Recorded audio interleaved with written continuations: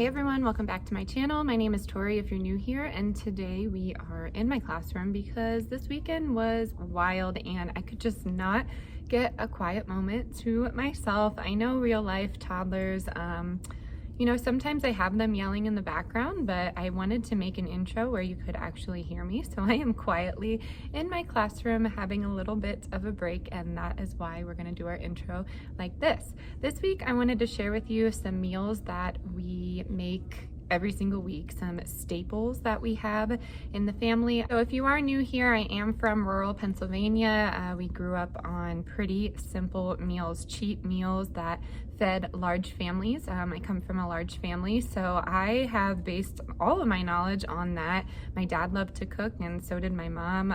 We just loved being in the kitchen together. It's something that I really enjoyed and that I hope I can share with my children. So I wanted to share with you today what kind of meals that we've eaten this week. Some of them you may have seen on my channel before, some of them may be brand new. And if you are new here, I know I say this a lot, but I am vegan and my family eats the standard American diet. I try and make things a little easier on myself by making a lot of things dairy-free, but whenever my family is having meat, I either will just not eat it or I will substitute it with a meat substitute, but I am not a huge fan of those ingredients, so generally I'm eating a bean or something like that, some sort of protein. And a lot of people have asked, I do supplement as a vegan. I take B12, I take D3, zinc, vitamin E, and omega of some sort. It's a vegan omega vitamin, and all of these are linked in my Amazon store, so you can navigate to my description box and find that. And then I also take iodine. I don't eat that much sushi, so I don't get a lot of the iodine that I need, so I take that. And then I also use CBD and medicinal mushrooms for different ailments that I have, and please look both of those things up before you go and take them, but they have been really helpful for myself. That does not mean I don't take the occasional Tylenol or ibuprofen. I just like to try and solve things naturally. It doesn't always work, but that is how we like to run the household. So we believe whatever you put into your body affects your physical and mental state, and I do get some comments here and there like there was this in that ingredient and there was this.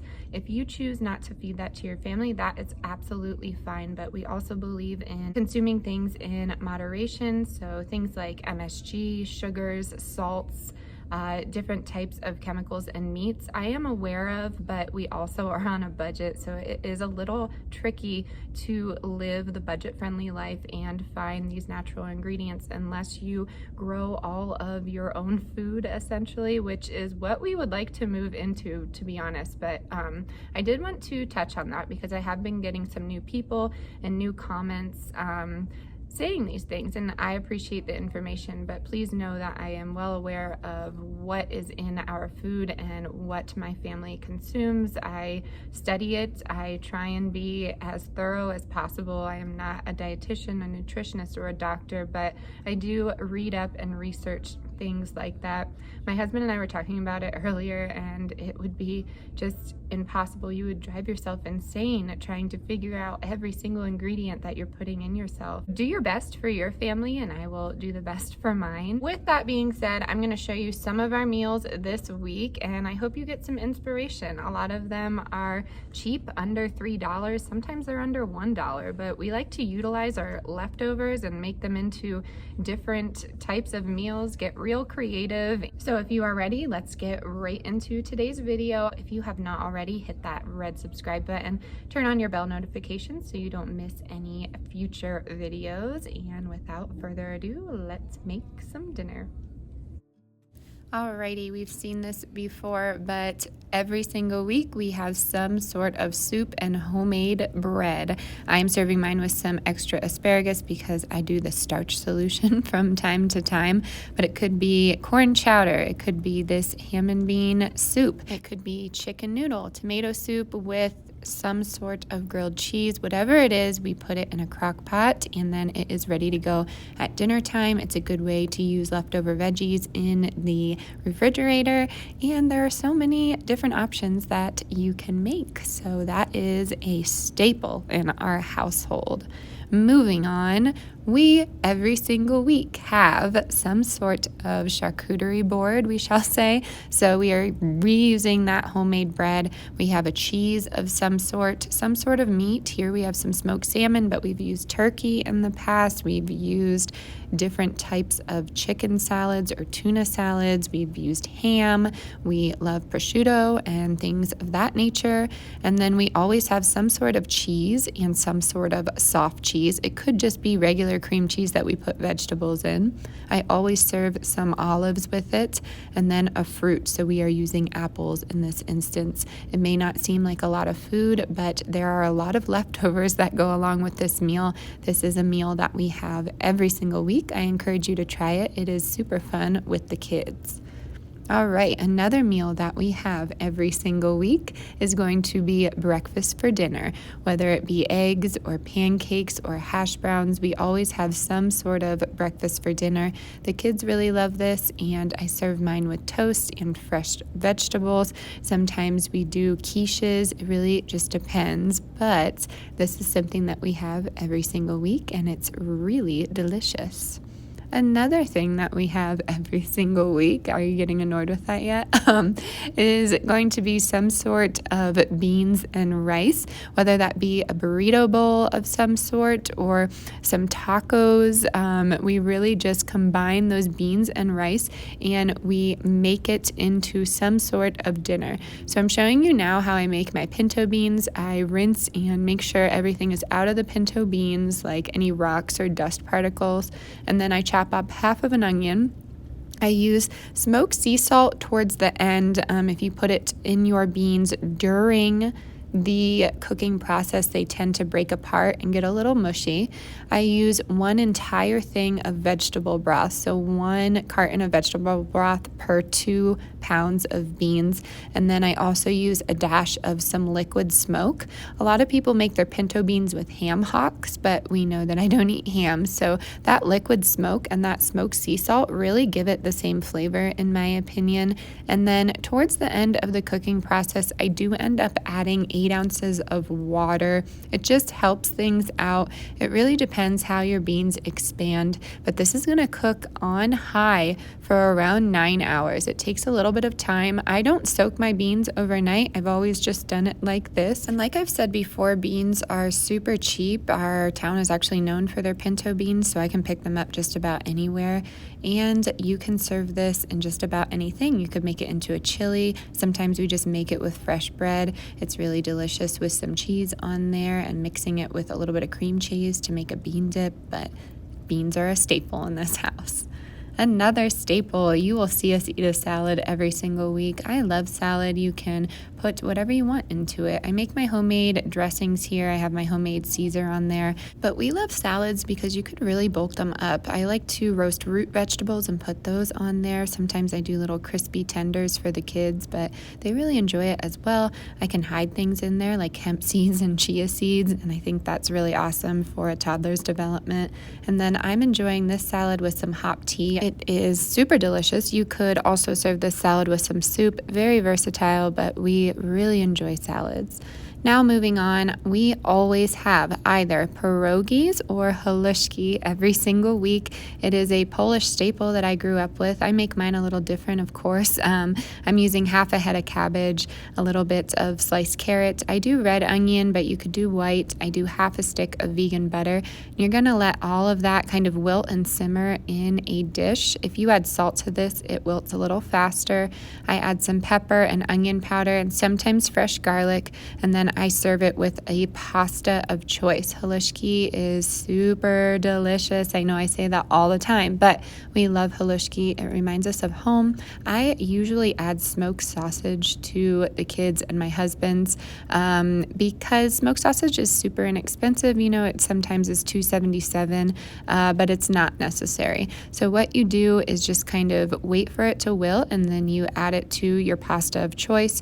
You could use drop noodles, homemade drop noodles. That is essentially making a noodle and dropping it into boiling water, or you could use some spaghetti like I'm doing here. We love it with bow tie pasta.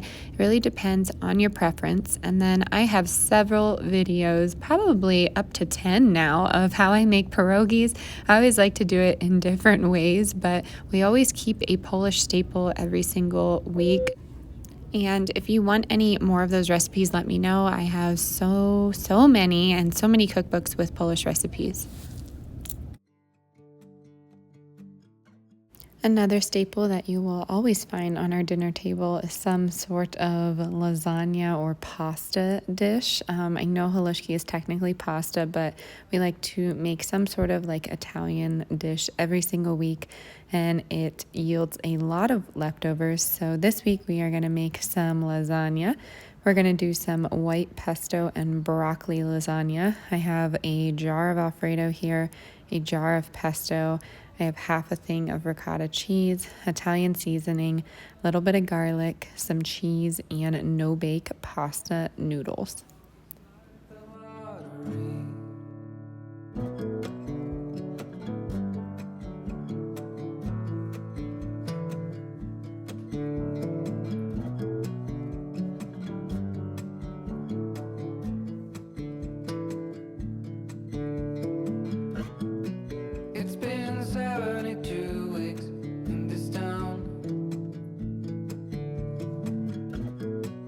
I still believe I'll see you again.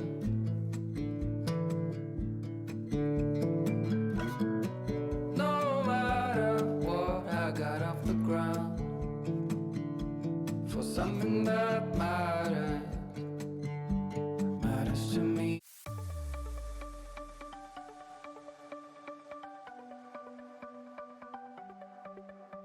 The sun's going down as I try to make my way through the crowd.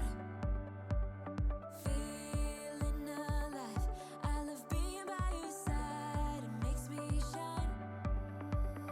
We got one summer, so let's make it count. You make me feel like everything's alright. Let's dance our problems away in the night. Baked this at 400 for around 45 minutes with the lid on, and it came out perfect. I served it with some more salad and some bread, and we had so many leftovers for the next day, and the kids loved it.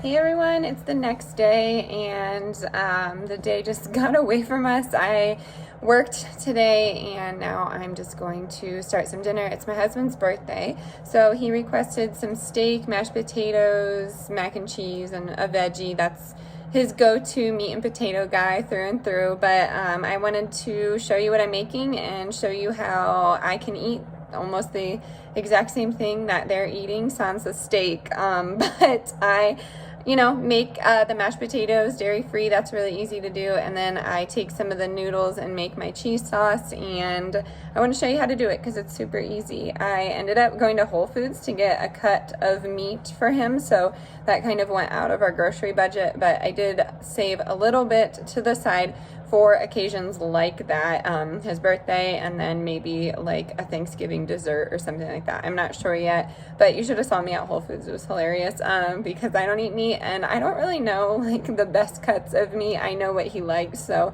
I ended up getting a New York strip and a ribeye because I wasn't sure which one he wanted. But Whole Foods, I joke and call it whole paycheck. I know some of you guys do as well. So I thought it was pretty funny going in there and then seeing like some steaks for $41 a pound. I'm like, no, I'm not going to get that one. So I did end up finding a good one for $11 a pound, and that's still on sale. If you shop at Whole Foods, that's a good sale in my opinion. So I'm going to get that going. I'm probably not going to show you the steak raw or anything just because we've seen in the a little bit ago, so it was like 2 days ago, I made a nice little stew dinner for everyone and I showed you that. But I wanted to include this because I think it's helpful, informational, and yeah, we're gonna get going on this dinner and I will take you along with me. Noodles are almost done. We're gonna get that into the oven, and then I'm gonna put my potatoes in some boiling water as well. All right, let's make some dinner. All right, noodles are done. They are in the casserole dish. I'm gonna preheat the oven, and then I took some out for my daughter and I. She's not entirely dairy-free, but sometimes it upsets her stomach, and I noticed they had some dairy for lunch today, so she's gonna have what I'm having, and then the boys will have some regular mac and cheese. I'll show you how I put this together. I just do everything in the pot here and then bake it. All right, so right now are the noodles in there. We have plant-based butter, and then we have this garlic and herb spread from Whole Foods. It's relatively inexpensive. It's like $3.99 or something. But you don't have to use Whole Foods brand. They have like plenty of them in the cheese and the whatever, the fancy cheese aisle. And I'm gonna mix that all together. And then I have garlic powder, pepper, salt, onion powder. I have a little bit of nutmeg, and then I have some Dijon mustard, just 2 squirts there. I'm gonna top it with sharp cheddar cheese, marbled cheddar cheese, and then or Colby Jack.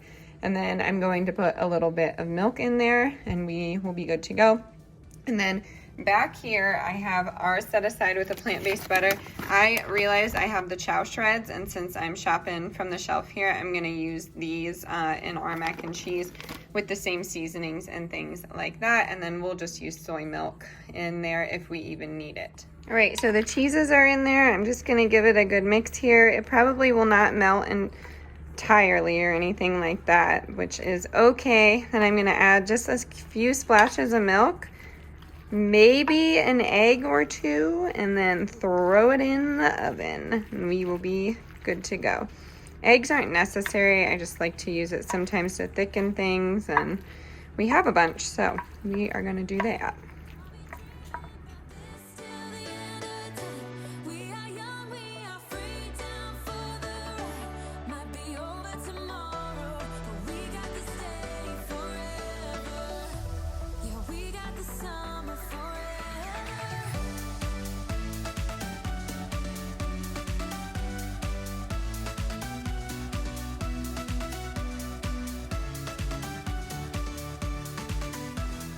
All right, we have our steak setting out so it gets to room temperature, and we have our pan heated with some herbs and butter.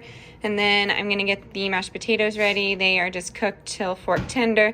I have vegan butter in there. I have the Silk unsweet. Make sure you get the unsweet organic soy milk. You don't have to get the organic. And then I have dill, parsley, salt, pepper, and garlic powder. Then I'm just gonna mash it together and put a lid on it so it's ready. You could certainly add cream cheese to this or sour cream, but we just like it classic like this. And normally I don't make a gravy, so I'm not gonna make a gravy today or anything. We have plenty of food happening. And then I'm just gonna make a quick little arugula salad for myself. I really love arugula this time of year.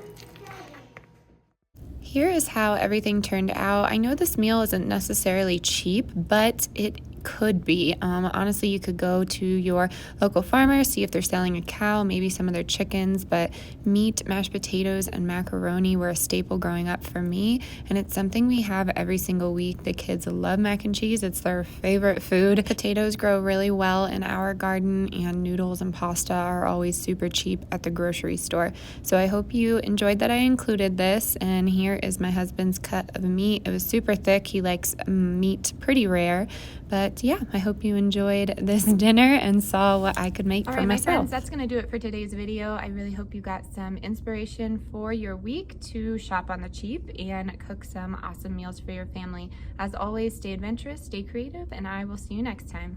Bye, everyone. Chaos